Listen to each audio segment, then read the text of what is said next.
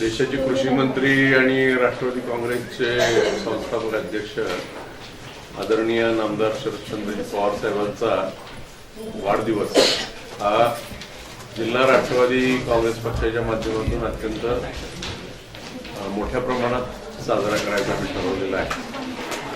सकाळी 8 वाजता सातारा शहरामध्ये छत्रपती शिवाजी कॉलेजवर महाआरोग्य शिबिराचा शुभारंभ होईल।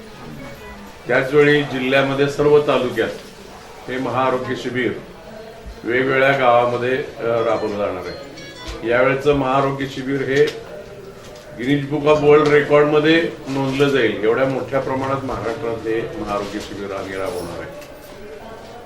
त्यानंतर 9 वाजता सातारा शहरामध्ये पवई नाक्याच्या जवळपास जी मंडई भरली जाते त्या ठिकाणी अनेक ज्येष्ठ नागरिक हे त्या मंडईमध्ये आपापलं भाजी विकण्याचं किंवा त्यांच्या शेतातले जे काही हे निघतं त्याच्यातले विक्रीचं काम ते करतात। आणि अशा ज्येष्ठ नागरिकांना आम्ही काही पदाधिकारी जाऊन त्यांचा त्या ठिकाणी आदर सत्कार करणार आहे की ज्यांचा कधीच कुणी आदर सत्कार करत नाही।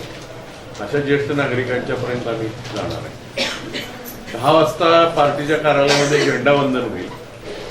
10:10 त्या ठिकाणी पवार साहेबांचा वाढदिवसाचा केक कापला जाईल आणि त्यानंतर या ठिकाणी आधार कार्डची नोंदणी ही उद्यापासून आम्ही सुरू करतोय।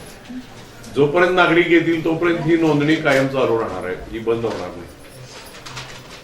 महिलांच्यासाठी वेगळी व्यवस्था आणि पुरुषांच्यासाठी वेगळी व्यवस्था अशा तऱ्हेनं अत्यंत चांगल्या नियोजनबद्ध पद्धतीनं ही आधार कार्डची नोंदणी ही या पक्ष कार्यालयात आम्ही उद्यापासून सुरू करतोय।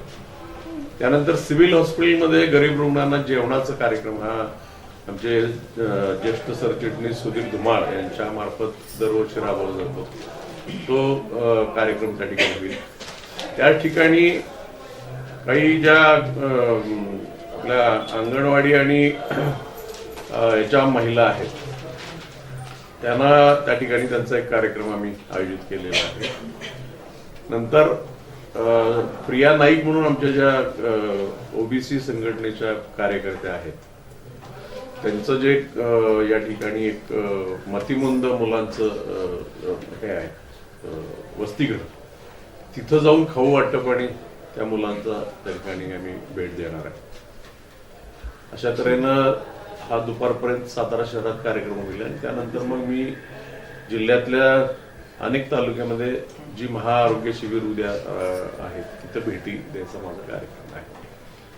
अशा तऱ्हेनं 12 तारीख आम्ही या पद्धतीनं करतोय आणि हा स्वाभिमान सप्ताह म्हणून आम्ही 7 दिवस ठेवणार आहे। विविध कार्यक्रम मग युवकांच्यासाठी आम्ही महाआरोग्य शिबिर दिले, विद्यार्थी सेलसाठी आम्ही व्याख्यानमाला दिलेल्या आहेत, वक्तृत्व स्पर्धा दिलेल्या आहेत। महिलांच्यासाठी एक अभिनव कार्यक्रम आम्ही दिलाय की या जिल्ह्यातल्या ज्या सामाजिक काम करणाऱ्या महिला आहेत किंवा विविध क्षेत्रामध्ये ज्यांचं उल्लेखनीय काम या जिल्ह्यामध्ये झालेलं आहे अशी काही नावं आम्ही काढतोय आणि त्यांचा सत्कार चांगलं काम केल्याबद्दल हा आम्ही या सप्ताहामध्ये घेणार आहे। नंतर ज्येष्ठ नागरिकांना गावोगावी जाऊन आमचे पदाधिकारी त्या तालुक्यातले त्यांचा सत्कार, ज्येष्ठ नागरिकांचा सत्कार करणार आहे। अशा तऱ्हेने विविध उपक्रम या सप्ताहात राबवले जातील।